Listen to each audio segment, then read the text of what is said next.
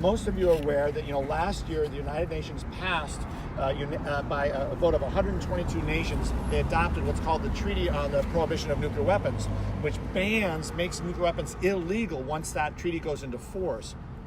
And treaties, again, go into force when 50 nations have ratified them. So, again, doesn't mean they're gone, but it means they're now illegal by international law.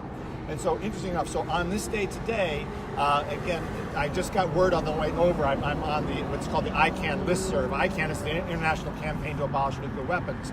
I'm one of the groups that founded that. We won the Nobel Peace Prize in December, and so we just were notified that today 9 additional nations signed the treaty. Now, what that means is they have signed with the intent to pass the treaty.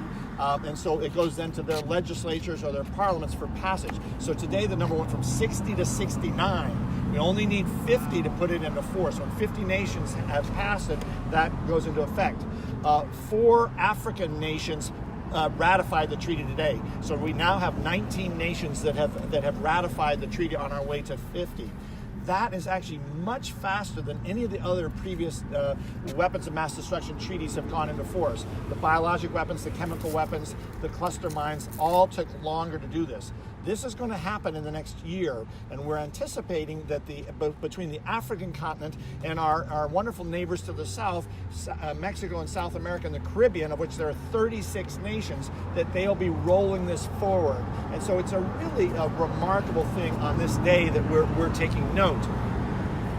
The other aspect, what Ojai has done, and I want to thank Bill, and I want to thank Johnny, and I want to thank each of you, because while, again, this is symbolic, it is so much more than symbolic. This has real meaning, and again, has garnered international attention from our little town. I continue to call us the little town that could, because what's happened is, most of you may be aware, the city of Los Angeles, again, and this is more than just a gesture, calling us a nuclear-free zone. The teeth part of it is, for those of you who are not aware, we have a divestment clause that the city of Ojai will divest from all things nuclear over the next year.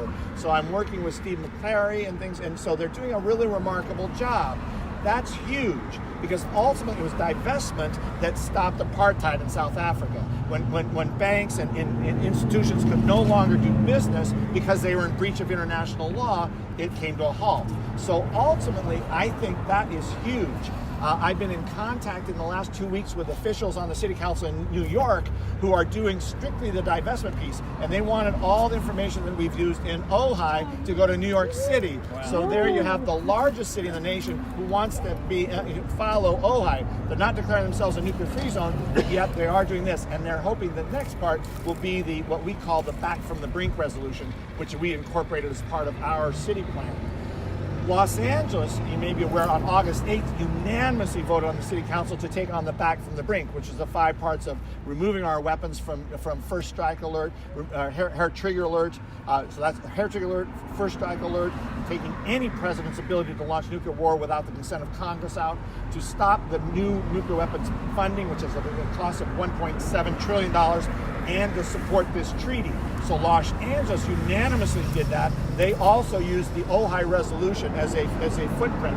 And then Monique Limon, who is our assembly person, also got the bug and took this to the state. And so most of you are aware, the state of California overwhelmingly passed at first the assembly, and a week later the state senate, the Back from the Brink resolution. These are huge things that we started in our community and can feel incredibly proud of. And again, I think this is great. So California is the largest state in the country, and we're the 6th largest global economy.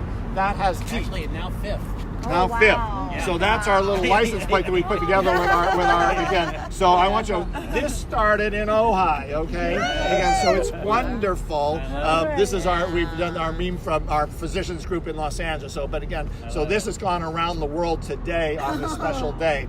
So this is an active movement that is happening that you can all feel proud of and talk to individuals about. And again, we're trying to do this as quickly as we can. Santa Barbara City Council will be taking this up in the next 2 or 3 weeks. I'm going to be going up there. Their resolution is exactly the same. my race was I wanted to get our sign up before they get signs up. So I thank each of you, and I think all of our input with Caltrans, and it is so again, but so it is remarkable. So and we're going to work. So this is again our first sign. We know we have two more. One is going to go in across as you come in.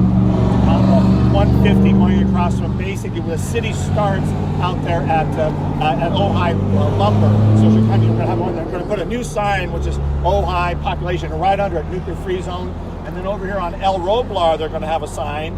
And those of us who have clout, I'm trying to get that lovely sign that as you come in before Villanova that says Ojai, it says Arbor City, which is a wonderful designation. I'd like to have nuclear free zone in Arbor because that's the most visible sign. This is about the least visible sign in the city. Let's just ask forgiveness and do it like that. Exactly. Well, that's what I literally, as I came up this afternoon, because Steve lent me one of the signs to have for our Peace Day event. I literally thought I'm going to go out tonight and just screw it in on the damn pole, and again, if somebody wants to come and say, hey, we have no idea how it happened. But anyway, so whatever pole anybody has, I think that's a great. But they're all wonderful, and obviously being part of Rotary Park is wonderful. Rotary's whole motto is peace again. Through service. Peace through service. So, and they're a major. They're the largest peace group. Yep, they're the largest peace group in the world. So, this being at Rotary Park is certainly a symbolic. So, at any rate, thank you all. Those are my brothers. Yep.